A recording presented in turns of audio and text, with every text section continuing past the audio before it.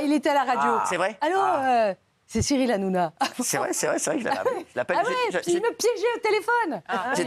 J'ai toujours aimé appeler Nadine. Et je répondais. Ouais, c'est vrai, toujours. Toi, mais Nadine, je le dis, et là, je fais pas de politique, mais dans la vie, voilà, c'est une personne que tout le monde aimerait avoir en pote. Parce qu'elle est sympathique. Toujours, elle est dynamique. J'aime pas, moi, les gens qui dorment. Voilà, c'est l'anti-Glucksmann. Non, mais franchement, elle est sympathique. Elle peut parler de tout. Elle est intelligente. Elle va vite. Elle connaît tout. Elle est cultivée. Je vous jure que c'est vrai. C'est quelqu'un, voilà, elle le sait dans la vie. Et elle sait que je l'adore. Voilà. Moi aussi, c'est réciproque. Je te dis, non, mais parce que t'es vraiment, voilà, c'est un kiff. Je t'ai au téléphone, je fais un kiff. Voilà, je te le dis. Voilà, tu sais quoi, t'es un petit peu Donc, si vous m'aimez bien, je vous le dis, votez pour la liste de François-Xavier Bellamy. Parce que je ne veux pas être élu que moi. Hein. Je veux absolument que Geoffroy Didier, qui est 11, revienne au Parlement. C'est un excellent parlementaire. Allez-y, massivement. Geoffroy, mets ton maillot, tu vas peut-être rentrer. Geoffroy Didier, oui. On a le droit de poser des questions? Bien sûr, mais chez vous. Oui, allez-y. Non, mais déjà, madame, j'adore votre vision de l'Europe parce que vous êtes vraiment une Européenne. Et en fait, cet amour de l'Europe, je trouve qu'il est important parce qu'aujourd'hui, on décrédibilise beaucoup l'Europe. Oui. Et on n'a qu'à voir ce qui se passe en Angleterre aujourd'hui avec le Brexit, où c'est une catastrophe intersidérale. Donc c'est une chance, l'Europe. Mais vous n'arrêtez pas de parler de Nicolas Sarkozy, très bien. Mais vous ne trouvez pas qu'il murmure à l'oreille de Macron? Finalement, son fils spirituel, c'est Darmanin. Et en fait, il a un peu abandonné les Républicains. Et en fait, c'est pas un problème, ça, pour vous? Avant que vous ne répondiez, sachez que François Hollande dîne chez elle. Merci. Il est drôle, à ce qui paraît. Il est très drôle. Ah, il est drôle. Merci, non, mais c'est important de vous le signaler. Bien sûr. Il est drôle, mais il est sectaire en politique. Hein. Ah ouais, et pas qu'en politique. Franchement, après le mandat de Nicolas Sarkozy, l'accueil qu'il a fait quand la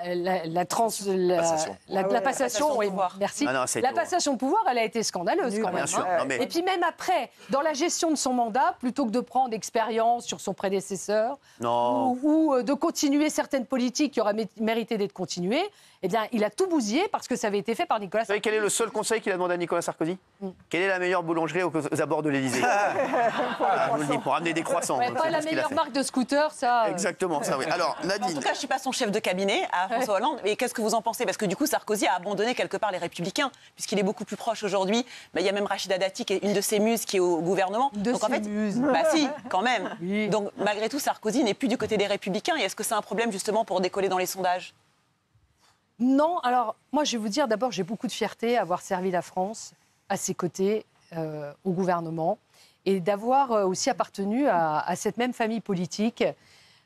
Figurez-vous que je l'ai connu lorsqu'il était secrétaire national à la jeunesse du RPR et moi j'étais petite déléguée des jeunes RPR avec les jeunes là qui sont de mon département, qui sont venus de Meurthe-et-Moselle, qui sont les jeunes républicains aujourd'hui. Voilà. Eh bien moi, voilà...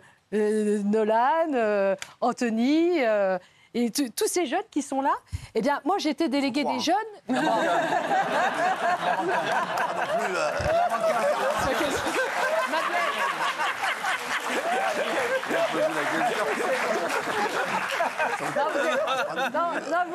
Vous êtes vaches parce qu'eux sont venus de Lorraine spécialement et tous les autres les regardent à la télé, donc c'est sympa.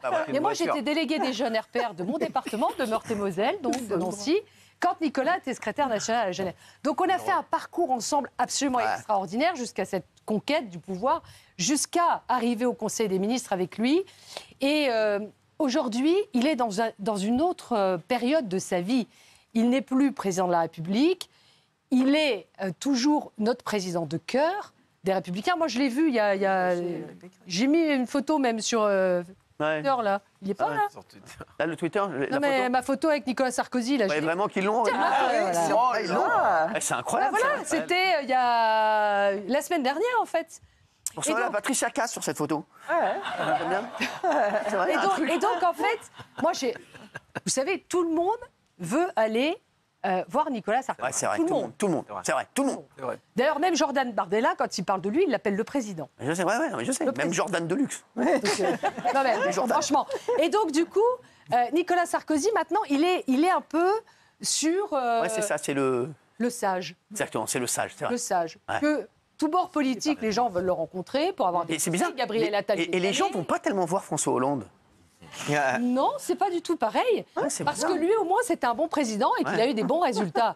Donc, on va s'inspirer de son expérience. Et aujourd'hui, je veux pas le mettre dans une situation de dire allez, il faut que tu dises tu vas voter pour un tel ou pour un tel ou pour un tel. Non, je sais très bien. Et il a ses amis sur sa liste. Il a Brice Hortefeux, qui a été son ministre de l'Intérieur. Juste après vous. Voilà, qui a été un excellent parlementaire européen, qui a été un excellent ministre, qui est l'ami proche de Nicolas Sarkozy. Et ensemble, on peut apporter cette expérience. Alors, moi, j'entends ceux qui disent il murmure à l'oreille de Macron. Non, je trouve ça sain dans une démocratie que le président en exercice appelle le président qui lui a précédé. Je trouve que ça prouve une humilité du chef de l'État. De l'intelligence. Après, il lui donne des conseils. François Hollande, il a appelé personne. Il écoute pas. Il lui avait proposé de faire un contrat de gouvernement. S'il veut pas faire un contrat de gouvernement, le président actuel, ça le regarde. Nicolas Sarkozy, ce qu'il voudrait, c'est qu'on mette au service de la France notre expérience. C'est ce qu'on fait. Nadine, vous avez explosé les compteurs. Là. En termes de temps de parole, là... Mais bon, c'est pas grave. Vous restez quand même parce qu'on aime bien. Puis il y a Bernard Montiel, c'est important que vous soyez à côté de lui, ça lui fait du bien. Nadine, je vous pose une question. C'est la question sur un bateau. Il y a Marine Le Pen, Éric Zemmour et il y a Jean-Luc Mélenchon. Vous devez en sauver deux. L'autre, il échouera sur une île déserte et il vendra des merguez à vie. Alors, comme je suis chrétienne et plutôt organisée, je pars sur un bateau, je prends une bouteille avec truc, il y en a qui tombent, je sauve les trois. Non, alors on peut pas. Si, voilà, ça ne vous arrange pas. On peut pas. Vous voulez que j'en laisse un crever? On peut pas. Non, mais on peut pas. Vous voulez que je vous réponde? Mélenchon, allez, descends 3000 mètres. Voilà, donc c'est Mélenchon, va très bien.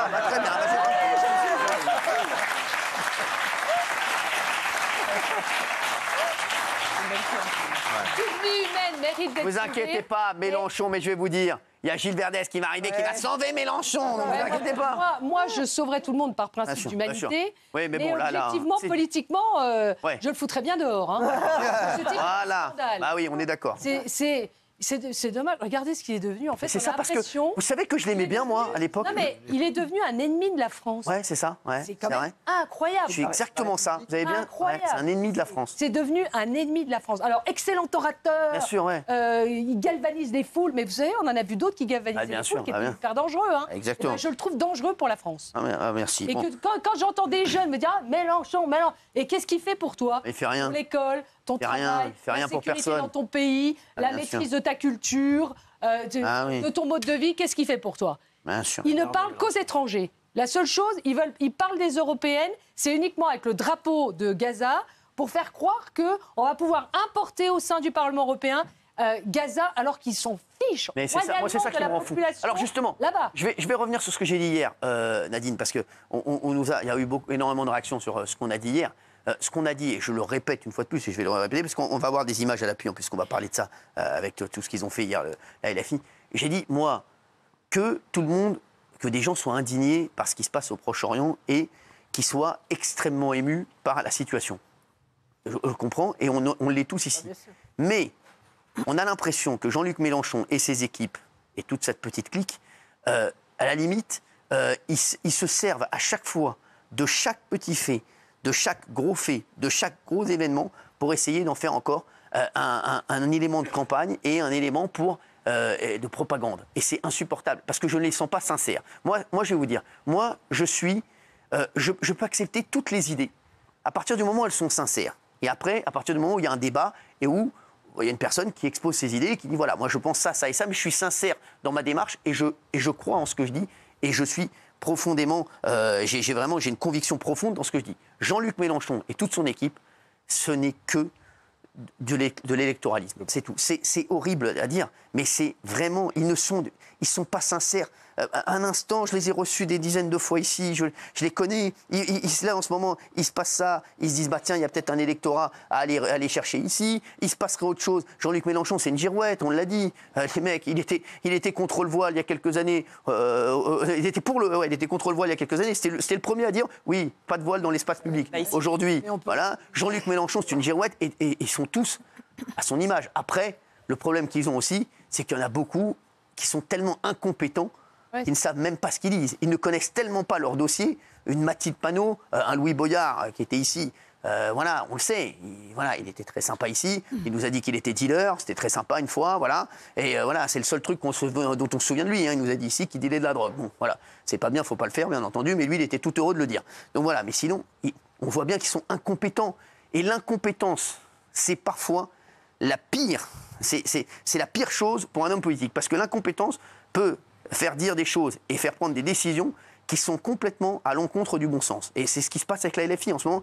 Comme ils sont tout un groupe, en fait, ils se montent entre eux. On dirait qu'ils sont en classe et qu'ils se disent qui va faire la plus grosse connerie. J'ai vu le mec hier qui a sorti le drapeau palestinien à l'Assemblée nationale, le député. Et je vous dis, alors ici, on a donné notre avis. S'il y a des règles à l'Assemblée nationale qui défendent la cause palestinienne, il n'y a aucun problème. Mais il y a des règles à l'Assemblée nationale. On ne doit pas brandir un drapeau. C'est clair, c'est simple, c'est clair. Ils l'accueillent tous après. Il est revenu après. Ils l'ont tous accueilli en héros.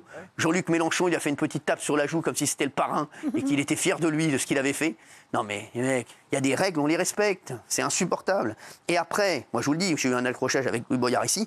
Quand on voit ce qui s'est passé avec David Guiraud et la façon dont il a traité un autre député, je vous dis qu'il ne nous donne pas de leçons parce que c'est inadmissible. Franchement, et c'est un exemple déplorable. Ce qui montre actuellement à l'Assemblée nationale et partout où ils passent, que ce soit en télé, en radio, c'est un exemple déplorable. Et ils sont en train de se mettre hors jeu. Et quand je les vois de plus en plus bas dans les sondages, on se dit bien entendu que les Français ne sont pas dupes. Hein. Les Français, ils voient bien ce qui se passe, ils voient bien qu'ils n'ont plus aucune crédibilité et qu'aujourd'hui, la France insoumise s'est mise hors jeu de la démocratie. Je suis désolé. Ils se sont mis hors jeu. Et on leur a donné leur chance ici maintes et maintes fois. Je les ai reçus. C'est peut-être ceux que j'ai le plus reçus et d'ailleurs que je recevais le plus dans mes émissions, que ce soit politique ou pas. Et ils se sont mis hors jeu d'eux-mêmes parce que c'est insupportable. C'est la course au buzz et c'est la course, vraiment, je vous dis, j'ai envie de dire, au désastre permanent. À chaque fois qu'ils prennent la parole, on a l'impression qu'ils veulent faire réagir les gens sur des sujets sur lesquels tout le monde est d'accord. C'est insupportable. On va parler justement de tout ça parce qu'on a énormément d'images. Et quand on les voit faire la fête là sur le camion, je peux vous dire, je ne vois pas la sincérité. Quand je vois Ima Hassan aussi qui arrive le lendemain d'un drame et qui est tout sourire et qui se salue la foule, comme si c'était le pape, les mecs, un peu de décence aussi quand même. Hein. Allez, on va revenir sur ce dossier.